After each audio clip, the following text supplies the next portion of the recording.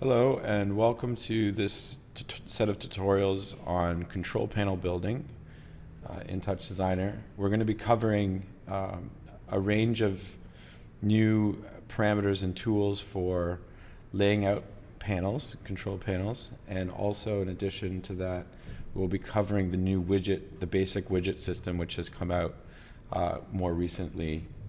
And in addition we'll be discussing a workflow for a general workflow for building control panels in the future,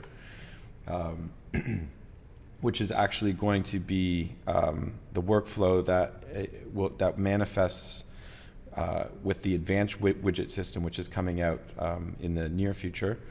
And so if you're trying to understand that advanced system when it comes out, this set of tutorials will still be a valuable tool or a valuable lesson for you to understand how that system works. And so to begin, when we're building a user interface, we always start with a container component. And there's two important settings that you should set up first when you're setting up a control panel. And by the way, this is the control panel we're setting up. And I just want to digress for a second and say, ultimately, in these first sections, we're going to look at like just laying out the base UI without all of the actual knobs and sliders in place. So the end goal being that we're going to make something that looks like this. So you can see this kind of matches the layout here. But in these first few tutorials, before we get into the actual widget building stuff, I don't want to confuse you with all the widget behaviors. So we're just going to really use base components. And so the ultimate goal here for the first few tutorials, before we move on to widgets, is to build something that looks like this. And so first we're going to start to lay out the core structure and then figure out where all the buttons and sliders and stuff go and all the parameters that go into manifesting something like that. And so to begin, the first thing we need to do is, like I said, put down a container component. In this case, let's just call this container ohm, because this is going to be our ohm controller. And then there's two very important parameters that you should be aware of when you're setting up your top level user interface node, and that is stuff from window, or sorry, size from window. And if I right click and go view, what that does is it means that when I resize my window here, it will actually change the width and height parameters of that component. Okay. And as well, in addition to that, you'll notice that right now it's proportionally scaling, which means it's holding its aspect ratio. And so what we want to do is go to the panel page and set that to unconstrained. And if I close and reopen this and look at our width and height, you'll see it's unconstrained now, which means that when I drag it, its width, it changes only the width. And when I drag the height, it does that. And I can drag both to any aspect ratio, and it'll update here. Okay. So once that's done, then you're kind of ready to start setting up your inside control panel networks. So we'll do that by going into the ohm system, and let's put down another container. So usually I call this container UI, and everything is going to be contained inside of this. So we wouldn't start building the user interface in the root of the component. We would make another container, and we would set the horizontal mode for this. Well, before we do that, let's go to the look page and give our container a color. And so the reason why we give it a color is so we can see what we're doing here. And you can see that the UI on the inside, the UI container, is sitting on the inside of this ohm container. And if we want, we can actually start to lay out or start to move around this child. So this is known, the UI container is inside the ohm container. We call this the child, and we call this the parent component. So this is the parent component, and this is the child. And so if I want to open up the parameters for ohm, I can just right click on the name here, ohm, and it'll bring up the right-click menu and open up parameters. So that's what the children page of the parent component determines how the children lay out. So because this is the child, I can justify it, let's say, to the right or to the center. I can justify it vertically to the center, and so on.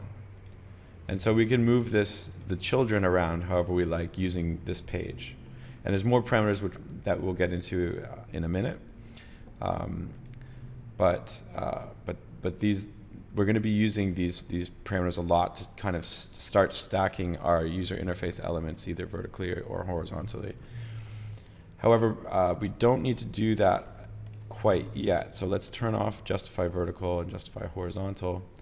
And the most important setting for this UI component that's located inside Ohm is the horizontal mode, which you can set to fill, and the vertical mode, which is set to fill. So this will automatically cause the child to stretch to the parent.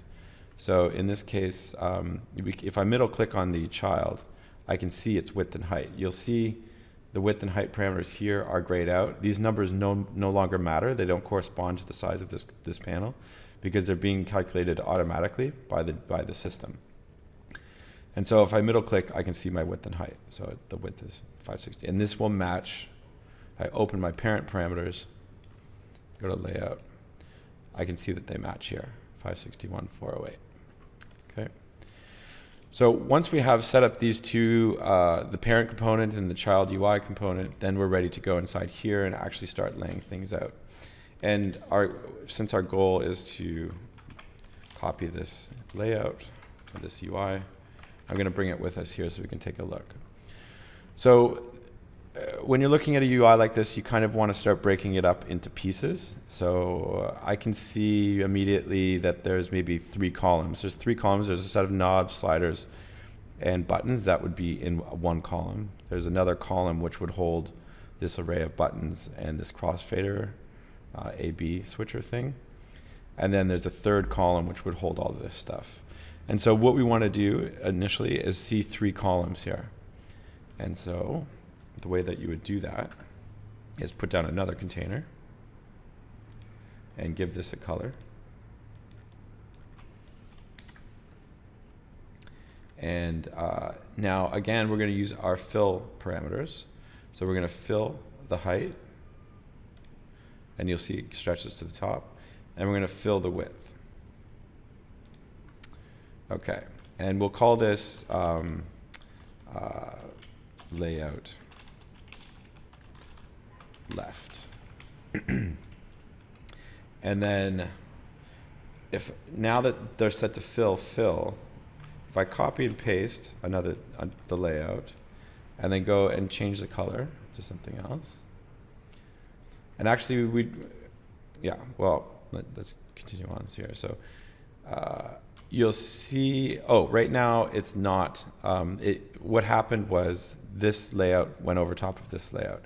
And that's because if we open our parent parameters for the UI container, on the children page, if we change our align to be left to right, it will automatically fill this guy and this guy right beside each other, taking into consideration their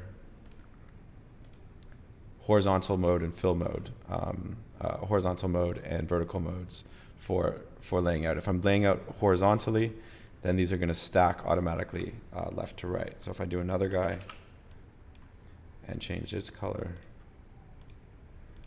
and do another guy and so on, it will continually stack them left to right. And you'll see that when we middle click, these all have a width of 140. Some of them will be off by 1 because of rounding errors, but that's it. And so as well, we can order them simply by typing an integer after each name, because it'll do it alphanumerical. So for example, this could be layout 1, layout 2,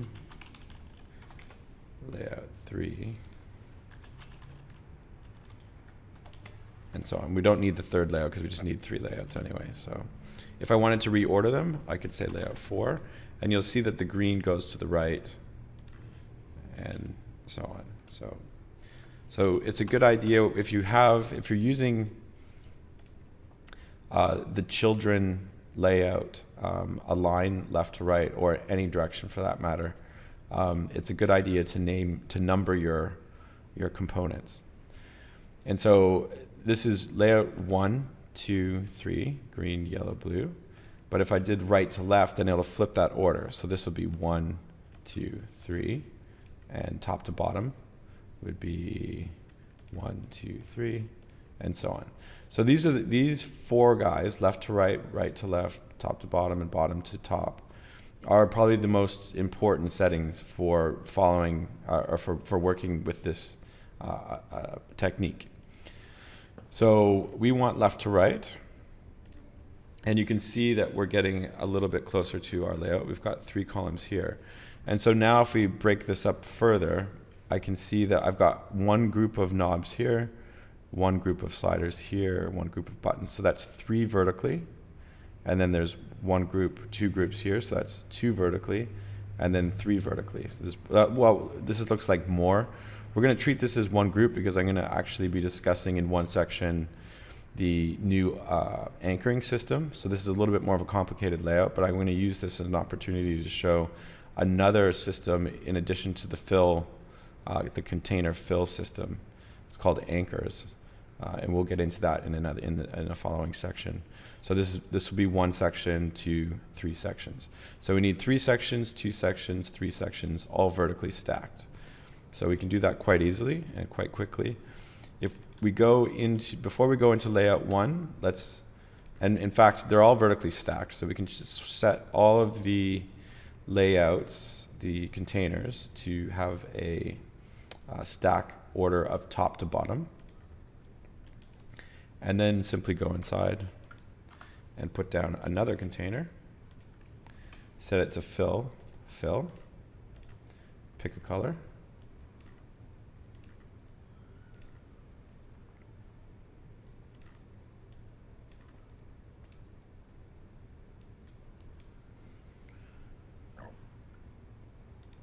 and we'll call this top, and we can call this 1, and that way, or we'll call this layout 1, or section, use a different name, section 1. And then if I copy paste this and change the name,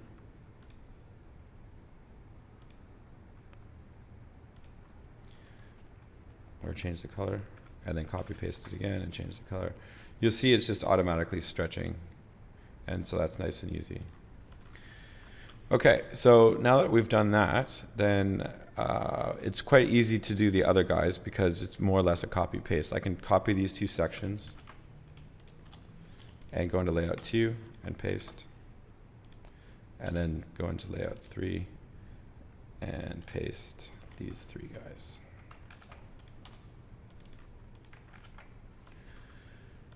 Okay.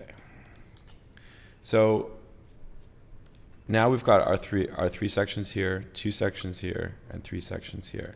If we want to see this a little bit better, we can actually add margins in. So I can add a margin.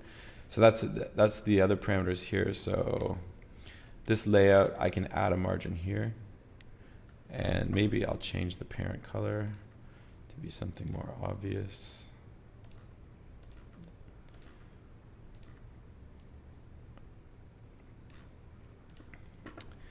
And so you'll see that it creates a margin around the layouts. And so the margins are built in automatically, so it's nice they recalculate for you. And so as well, we can change the spacing between the containers, and so on. So we're using, let's say, margins of 5 and spacing of 3. And so we can dial in the rest here as well. So let's change the color of this. Yellow is probably fine. So then spacing will be 3, margins will be 5. And then finally this guy, maybe change the color for him.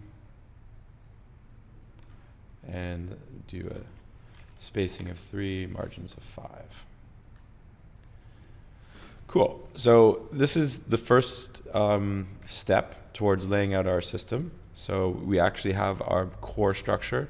So now we can actually start putting in the locations for each of the different UI elements, which are the knobs, the buttons, and sliders, etc., which we will be doing in the next section.